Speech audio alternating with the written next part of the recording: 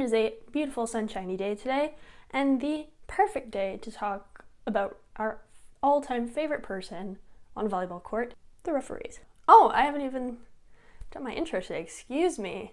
What's up, y'all? It's Coach Mara. Welcome back, or welcome if you're new here.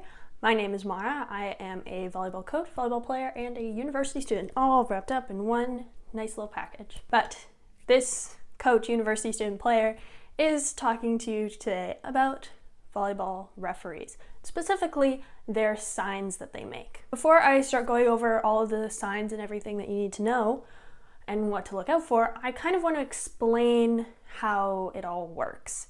So depending on your age level or your skill level, you could have between 1 to 4 referees. The main referee, the one calling who gets what points, etc., will be on a higher level that everyone can see on a poled side of the court.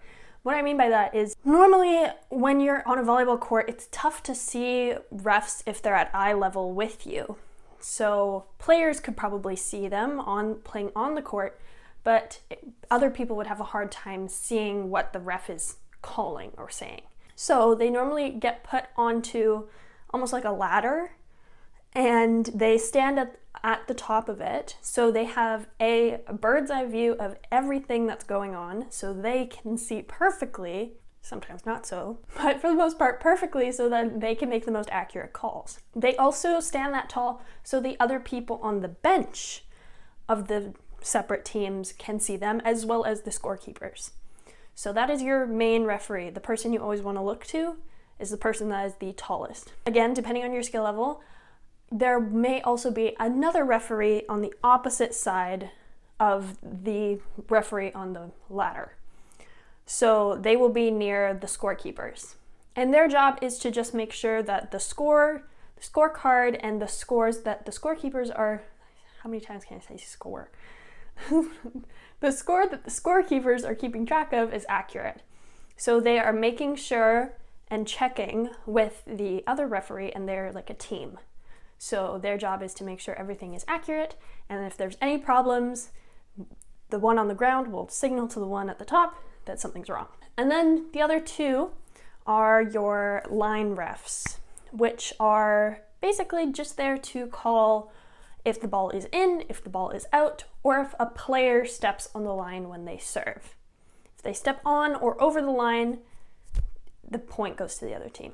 Again, this all differs. If you're in the high school or college level, you'll normally get more refs, so you'll have the 4 refs. But if you're in middle school, just starting out, you'll normally just have 1 or 2. I took a referee course, I want to say 2 years ago. So I did actually learn all of these techniques by professional referees. So everything I'm saying here is certified professional. I am not a professional. I was never called after that to go referee somewhere. I guess they just knew. They were like, she's gonna be a coach. We don't need her. The first thing they told me when I got to this seminar or workshop or whatever was that a referee only needs 2 things. Those 2 things are their hands and a whistle. So here's my whistle. The second thing they told me was that every refereeing action or call, as they like to say, just means their decision of what happened. Think of it like a sentence. So the sentence always starts the same. It always starts with a whistle blow, and it always shows you who's won the point. So the way they always taught me in this day-long course was if you hear the whistle means stop, and then the hand gesture, depending on which arm you used to depict which side wins, you would say at the whistle, stop, this side gets the point because of, and then their other hand does the action that just happened. So you'll see all of these hand gestures in a moment, don't worry. I've filmed a bunch of these, so I will pop them up and I will explain them.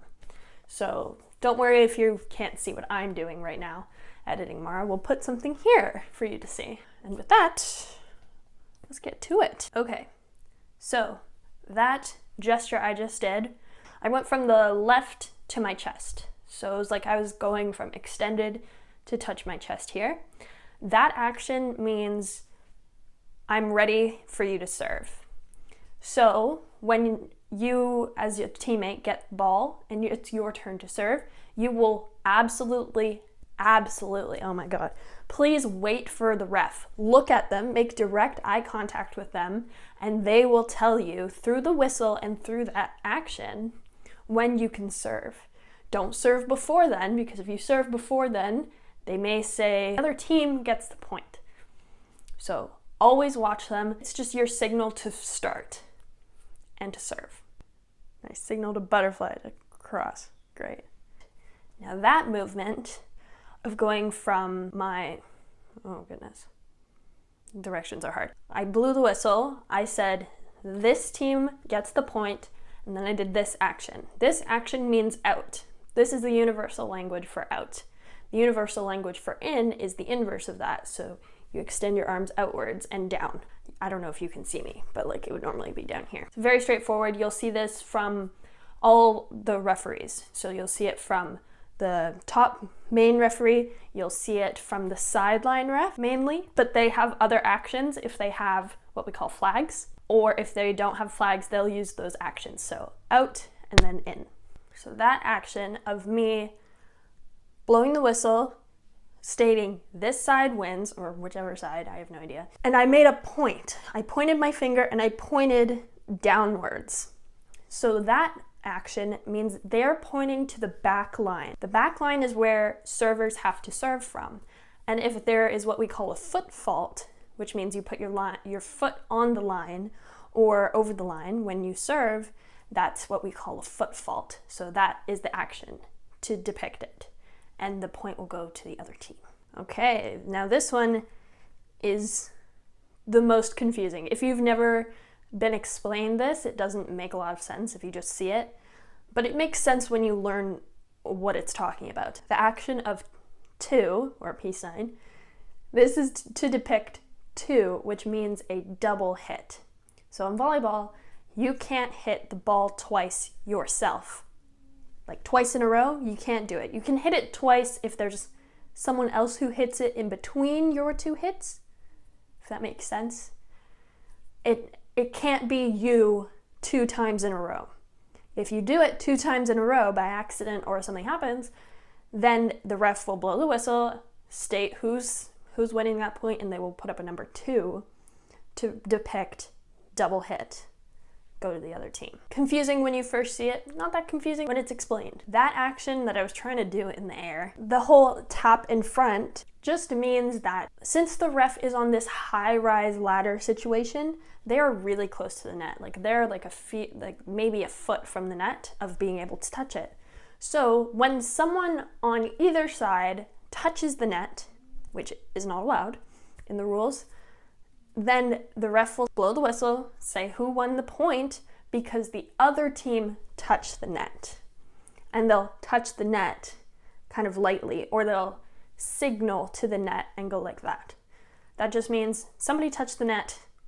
If you don't know who, you can ask, but other than that, not much you can do. Okay, those of you who've played soccer will recognize this action. This means sub, or substitution, which just means I'm taking over for someone on the court if I'm on the bench. You see it a lot. It's the same in soccer. Refs won't do this normally. Normally it's the players that will go like this. This is just the universal term or signal for substitution. Okay, that little raise the roof thing that I just did, that is normally done by the referee that is on the ground. So like I said, the referee on the ground across from the referee on the ladder, they're a team. So whatever happens on the ground level needs to be communicated to the one on the ladder. So this little signal just means everything's good, you're good to keep going. So maybe something happened, like a scorecard got screwed up. That happened a lot with me.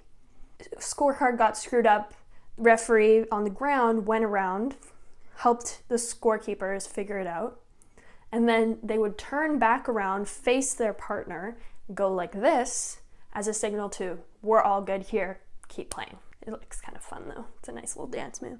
That one I just did with the whistle, signal who got the point, And then I did something with my hand. I went like that. It's hard to tell. Like that. Like I was showing somebody, oh, look at this. So in that referee sentence, it would sound like, in their heads, stop. This team gets the point because this team did this. So either they screwed it up on their side and they lost the point. That's all that means. It's like a catch-all, like, oh, they lost the point. They lost it because they did that. The infamous thumbs up.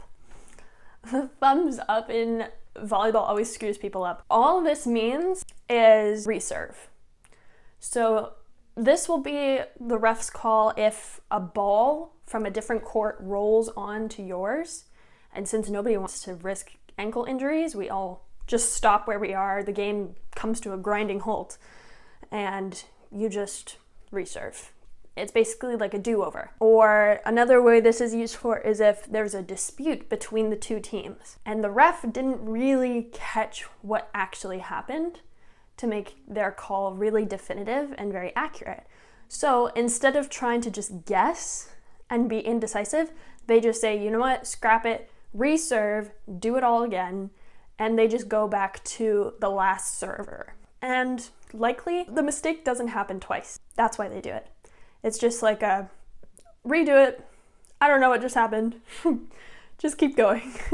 So in this clip, I'm using my jacket because I don't have what we call a flag, which is essentially exactly what you think it is. It's like a miniature flag. It's maybe like a foot or 2 feet long. It's just a pole with a handle on it, and it has a checkered flag. Normally it's red and yellow. It's something eye-catching that the refs on the ladder can see. So these flags would be held by the 2 linesmen on the opposite ends of the court. So they're at diagonal cross. They're crossed diagonally from each other. So that way one can see one side perfectly and the other one can see the other side perfectly, going both horizontally and vertically. They will be the ones holding these flags, and they're the ones that will depict whether the ball is in, whether the ball is out, or if there's a foot fault. So if the ball is out and they have a flag, they will whip their flag up like you just saw I did with my jacket. They will flip the flag up to get the ref on the ref's attention to show that ball was out, definitely. Then on the other hand, you have the next clip, which is going down. The flag is being forced or flicked downwards. Downwards always means in. So think about the hand signals. Hand signal for out is up, up. The hand signal for in is down. So the flag will go down. It's meant to be interchangeable in case you don't have these flags. Not everybody does. It's nice to have, it's fun, but it's just a very definitive way of getting the ref's attention and showing them, hey, that ball was out, or hey, that ball was in, if they need clarification. And then my favorite to end it is the like yeehaw one, the lasso. The lasso is the one that these guys would use on foot faults. So if there was a foot fault and the lines person is supposed to watch the line where the server is serving from, and if their foot hits it or goes over it, they do this little lasso thing with their flag, and that gets the ref's attention very quickly and very efficiently. That's why it's such a weird motion to see on a volleyball court, because it's like, what the hell is that guy doing? Is he like going on a rodeo? Stampede's not for another month, bud. Calm down. No, they are getting their ref's attention very quickly to say, hey, this person stepped over the line. Literally, not figuratively. They stepped over the line or they stepped on the line, which means the other team gets the point. And that's it. Referee signals are not difficult to understand. And I implore all of you, if you have a question about a call that a referee makes, please be respectful. They get so much hate on a daily basis from coaches, from parents, from teams. It costs nothing to be nice. It costs nothing to be nice. So the best way to ask them is to ask them like you're asking, wow. The best way to ask them a question about a call is to politely go up to them, say please, say thank you, and ask politely about why they made that call. I get that the game can get really intense and you get into that mindset of like competition and you just get a little too emotional. Believe me, I've been there, but trust me, it pays off to be very nice to referees because most likely there's only like a handful of refs in your area. So the likelihood of them refereeing 10 of your other games is very probable. So you always want to make a good impression on them and always be polite, even if it's super intense and everybody's freaking out. Just ask them, they will happily answer you, and that's all you really need to know. Those are the basics of volleyball referee signals. If you need any further clarification, feel free to leave a comment below, ask me your questions. I will be happy to answer them.